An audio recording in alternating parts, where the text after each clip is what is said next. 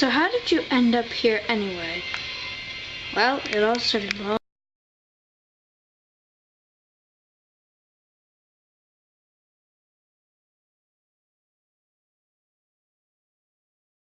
Mommy, can I please get a puppy? I was up against two other dogs. They kept getting in the way, but my girl, well, she just wanted me, so she picked me up, and we went home.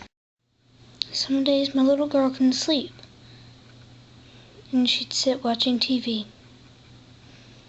And so I'd cuddle up with her and her piggy. I was still young, and I would chew on things that I wasn't supposed to. But soon, my girl's mother got scared that I was going to do the same thing to her.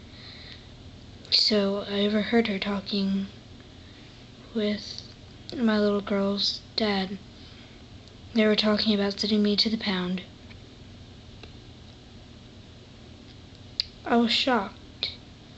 I would never do that to my little girl. But they didn't know that.